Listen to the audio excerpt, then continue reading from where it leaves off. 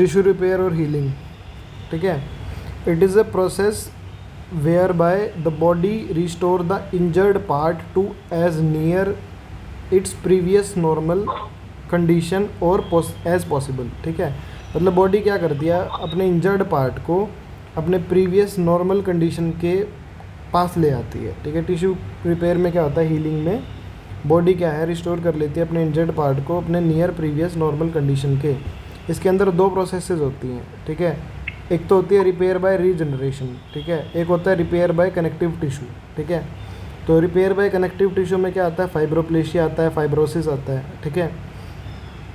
Tissue repair क्या होता है, प्रोसेस जिसमें क्या करती है बॉडी अपनी बॉडी को रिस्टोर कर लेती है इंजर्ड पार्ट को नियर टू द नॉर्मल, ठीक है, नॉर्मल कंडीशन, ठीक है।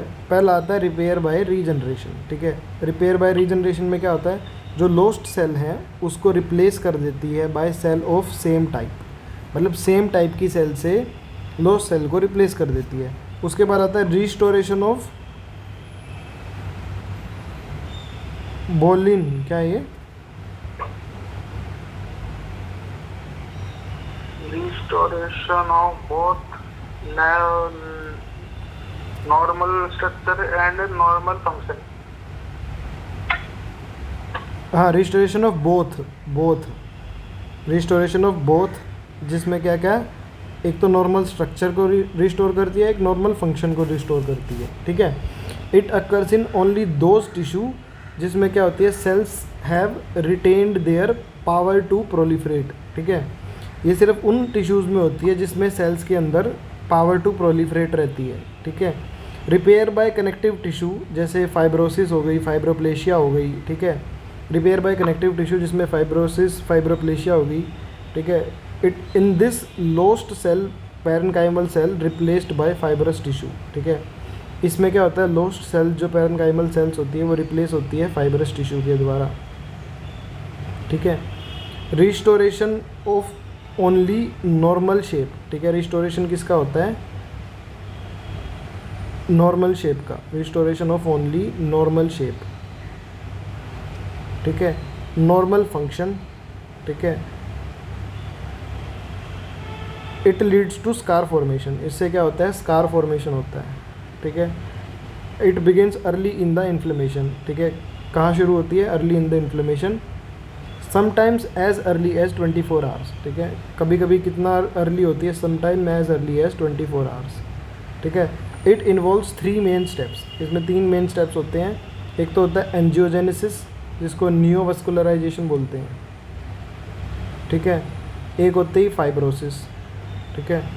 एक होती है स्कार रीमॉडलिंग, ठीक है। 3 मेन स्टेप्स होते हैं, एंजियोजेनेसिस जिसको नियोवास्कुलराइजेशन बोलते हैं, एक होती है फाइब्रोसिस जिसको, एक होती है स्कार रिमॉडलिंग, ठीक है। तो स्कार क्या होता है, इट इज़ ए, क्या लिख रखा है इसने, Vascular. It is a vascular mass of collagen reserve to restore tissue continuously strengthen and function, final product of healing process. मतलब स्कार क्या होता है, फाइनल प्रोडक्ट होता है हीलिंग प्रोसेस का, जो स्कार लास्ट में बचता है हमारे पास। फिर आती है एंजियोजेनेसिस, एंजियोजेनेसिस से शुरू करते हैं जिसको नियोवास्कुलराइजेशन बोलते हैं। इसमें क्या होता है, प्री एग्जिस्टिंग वेसल्स होती हैं जो स्प्राउट करती हैं और नई वेसल्स प्रोड्यूस करती हैं। क्या प्रोड्यूस करती है, नई वेसल्स प्रोड्यूस करती हैं। इसमें 4 स्टेप्स होते हैं, ठीक है। पहला होता है enzymatic degradation of basement membrane, ठीक है। पहला तो क्या होता है, enzymatic degradation of basement membrane of parent vessel and allow formation of capillary sprout, ठीक है।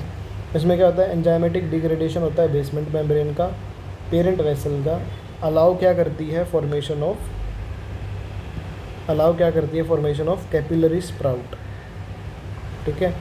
फिर क्या होता है, माइग्रेशन ऑफ एंडोथीलियल सेल्स, ठीक है। उसके बाद क्या होता है, migration of endothelial cells from the original capillary, ठीक है, ओरिजिनल कैपिलरी से, ठीक है, टुवार्ड्स एन एंजियोजेनिक स्टिमुलस, ठीक है। माइग्रेशन किसका होता है, एंडोथीलियल सेल्स का ओरिजिनल कैपिलरी से, ठीक है, किसके टुवार्ड्स, एंजियोजेनिक स्टिमुलस के टुवार्ड्स, ठीक है। फिर होता है प्रोलिफरेशन ऑफ एंडोथीलियल सेल्स, ठीक है। प्रोलिफरेशन क्या होता है एंडोथीलियल सेल्स का, behind the leading edge of migrating cells, ठीक है।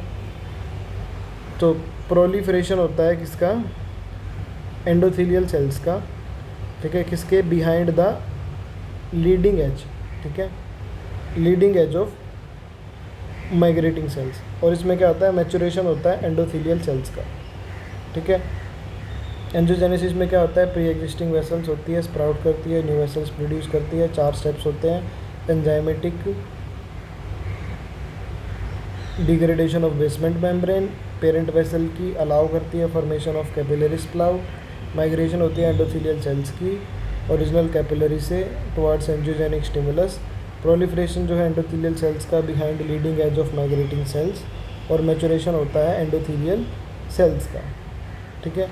और इसमें क्या होता है, मैचुरेशन एंड एंडोथेलियल सेल्स का होता है। उसके बाद आता है fibrosis and fibroplasia and scar formation, ठीक है।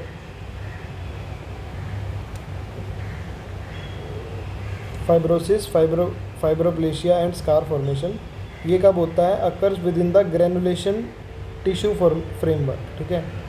कब होता है ये, ग्रेनुलेशन टिश्यू फ्रेमवर्क, ठीक है, of new blood vessels and loose extra vascular matrix that is ECM, ठीक है।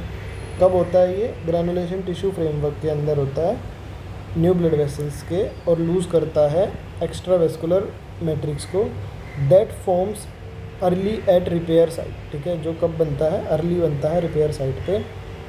इट अकर्स इन 2 स्टेप्स, ठीक है, ये 2 स्टेप्स में होता है, एक तो migration and proliferation of fibroblast, तो क्या होता है, migration and proliferation of fibroblast at site of injury, ठीक है, occurs in 2 steps, migration and proliferation of fibroblasts at site of injury and deposition of ECM that is extravascular connective matrix, ठीक है, by these fibroblasts। Deposition होता है ECM का, देख 2 steps में होता है, पहले तो माइग्रेशन होता है, प्रोलिफरेशन होता है फाइब्रोब्लास्ट का साइट ऑफ इंजरी पे, फिर वहाँ पे डिपोजिशन होता है ECM का, ठीक है।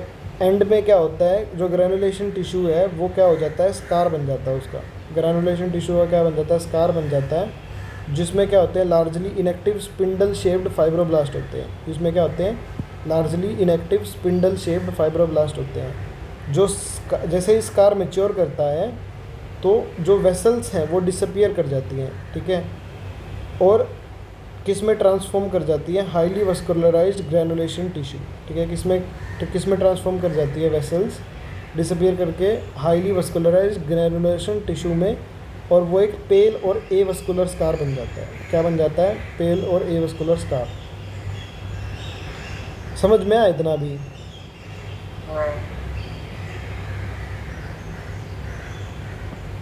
फिर आती है स्कार की रिमॉडलिंग, ठीक है, जो ग्रेनुलेशन टिश्यू है, ठीक है, उसका रिप्लेसमेंट होता है किसके द्वारा, एक स्कार के द्वारा, जिसमें क्या आता है, चेंज आता है कंपोजिशन का, किसका, ECM का, ठीक है।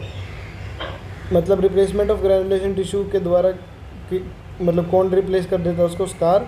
Even after its synthesis and deposition ECM in the scar continues to modified and remodel. Even उसका सिंथेसिस के बाद भी, डिपोजिशन के बाद भी ECM के, ठीक है, एक्स्ट्रा वेस्कुलर जो हमारा वो है कनेक्टिव मैट्रिक्स है, उसके अंदर उसके बावजूद भी मॉडिफिकेशन और रीमॉडलिंग होती रहती है। तो जो नेट रिज़ल्ट है ECM का, ECM सिंथेसिस का versus the degradation result in remodelling of connective tissue framework, तो नेट रिज़ल्ट जो है ECM सिंथेसिस का versus degradation result remodelling of connective tissue framework. ये लाइन नहीं समझ में इसमें क्या लिख रखा है।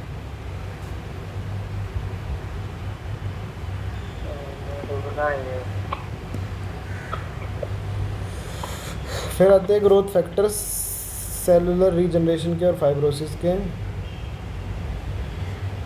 पहला होता है एपिडर्मल ग्रोथ फैक्टर, जिसको EGF बोलते हैं। ये मिटोजेनिक होता है, क्या करता है, ये माइटोसिस और प्रोलिफरेशन देता है। ये वैरायटी ऑफ एपिथेलियल सेल्स होती है इसमें, फाइब्रोब्लास्ट स्टिमुलेट करती हैं सेल डिवीज़न को, ठीक है। EGF बोलते हैं एपिडर्मल ग्रोथ फैक्टर, ठीक है। उसके बाद एक आता है PGDF, जिसको बोलते हैं प्लेटलेट डिराइव्ड ग्रोथ फैक्टर बोलते हैं जिसको। ये क्या होता है, डायमर होता है इसके अंदर क्या होते हैं, चेन ए और चेन बी होती है, ठीक है। सारे कम्बिनेशन इसके क्या होते हैं, ए बी बी बी, ठीक है, जो सिक्रीट होते हैं, बायोलॉजिकली एक्टिव होते हैं। इसके अंदर क्या क्या होता है, माइग्रेशन होता है। इसके अंदर क्या क्या होता है, प्रोलिफरेशन होता है किसका, फाइब्रोब्लास्ट का, स्मूथ मसल सेल्स का और मोनोसाइट्स का, ठीक है। PGDF में क्या होता है, प्लेटलेट डिराइव्ड ग्रोथ फैक्टर होता है, डाइमर होता है, दो चेन होती है, चेन ए चेन बी, इसमें 3 कॉम्बिनेशन होते हैं, ए बी बी बी, ठीक है। सिक्रीट होता है, बायोलॉजिकली एक्टिव होता है, माइग्रेशन से होता है, प्रोलिफरेशन, ठीक है, migration and proliferation of fibroblast, ठीक है। Smooth muscles and monocytes. Produce किससे होता है, एक्टिवेटेड माइक्रोफेजेस से, ठीक है। प्रोड्यूस किससे होता है, एक्टिवेटेड माइक्रोफेजेस से। Endothelial and smooth muscle cells and tumours, ठीक है। किससे होता है, एंडोथेलियल और स्मूथ मसल सेल्स, एंडोथेलियल और smooth muscle cells and tumours. फिर क्या आता है, FGFs, ठीक है, जिसमें क्या आता है, फाइब्रोब्लास्ट ग्रोथ फैक्टर्स होते हैं, ठीक है। FGFs में क्या होता है, फाइब्रोब्लास्ट ग्रोथ फैक्टर्स होते हैं, जो किसके द्वारा सिक्रीट होते हैं, सिक्रीटेड बाय एक्टिवेटेड मैक्रोफेजेस, ठीक है। सिक्रीटेड बाय किसके, एक्टिवेटेड मैक्रोफेजेस। इसमें क्या होती है, कैपेबिलिटी होती है प्रोड्यूस करने की ऑल द स्टेप्स, ठीक है। इसमें कैपेबिलिटी किसकी होती है, प्रोड्यूस करने की all the step necessary for angiogenesis, ठीक है।